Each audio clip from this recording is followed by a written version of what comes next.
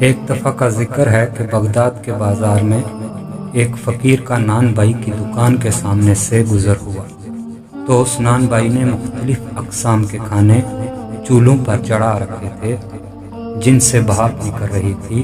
ان کھانوں کی خوشبو ان کی لذت کی نشاندہی کر رہی تھی اور ارد گرد سے گزرنے والے لوگوں کو اپنی طرف متوجہ کر رہی تھی۔ بیچارے اس فقیر کا دل بھی چاہا، مگر غریب کی جیب میں مال کہاں تھا جو ان کھانوں کی لذت کو خرید سکتا۔ مگر اس فقیر کا وہاں سے ہٹنے کا دل نہیں چاہ رہا تھا۔ کھانوں کی خوشبو فقیر کی بھوک میں مسلسل اضافہ کر رہی تھی۔ بالآخر فقیر نے اپنے تھیلے سے سوکھی ہوئی روٹی نکالی اور کھانے کی تیز بھاپ سے اسے نرم کر کے کھانے لگا۔ نان بھائی چپ چاپ یہ تماشا دیکھتا رہا۔ جب فقیر کی روٹی ختم ہو گئی اور وہ چلنے لگا تو نان بھائی نے اس کا رستہ روک لیا اور کہا، کہاں جا رہے ہو؟ لاؤ میرے پیسے نکالو۔ تو فقیر ہکا بکا ہو گیا اور پوچھنے لگا کہ بھائی کون سے پیسے؟ تو نان بھائی غصے سے بولا، تو نے میرے کھانوں کی باپ کے ساتھ روٹی کھائی ہے، وہ کیا تیرے باپ کی تھی؟ اس کی قیمت کون ادا کرے گا؟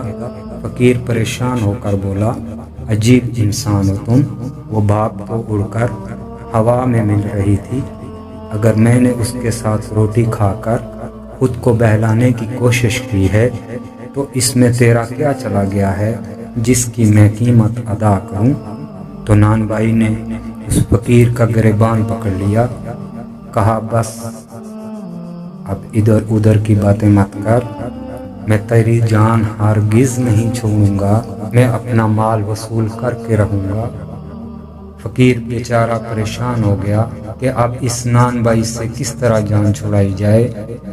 ان کی تکرار بڑھتی جا رہی تھی کہ اس طرف سے بہلول دانا کا بھی گزر ہوا۔ وہ ان کے قریب رک کر ان کی باتوں کو سننے لگا کہ فقیر نے اپنا ہمدرد سمجھ کر بہلول دانا کو ساری بات سنائی۔ تو بہلول دانا اس نان بھائی سے بولے، کیا اس غریب آدمی نے تمہارا کھانا کھایا ہے؟ تو نان بھائی نے بتایا، نہیں، میرا کھانا تو نہیں کھایا، مگر میرے کھانے کی بھاپ سے فائدہ تو اٹھایا ہے، میں نے اسی کی قیمت مانگی ہے، مگر اس فقیر کی سمجھ میں یہ بات نہیں آتی۔ تو بہلول دانا نے سر ہلایا اور بولے، بالکل درست کہہ رہے ہو بھائی، بالکل درست۔ پھر بہلول دانا نے اپنی جیب میں سے مٹھی بھر سکے نکالے۔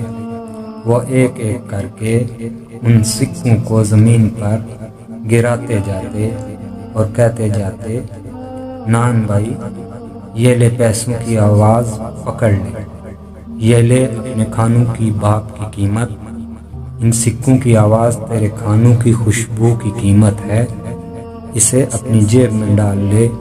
تو ارد گرد کھڑے لوگ ہنسنے لگے۔ تو نان بھائی نے کہا، اے بہلول، یہ پیسے دینے کا کون سا طریقہ ہے؟ تو بہلول دانا نے جواب دیا، اگر تو اپنے کھانے کی بھاپ اور خوشبو بیچے گا تو اس کی قیمت سکوں کی آواز کی صورت میں ادا کی جائے گی۔ یہ سن کر نان بھائی کا سر ندامت سے جھک گیا تو اس غریب فقیر کا گریبان چھوڑ دیا۔ وہ فقیر حضرت بہلول دانا کو دعائیں دیتا ہوا اپنی راہ ہو گیا۔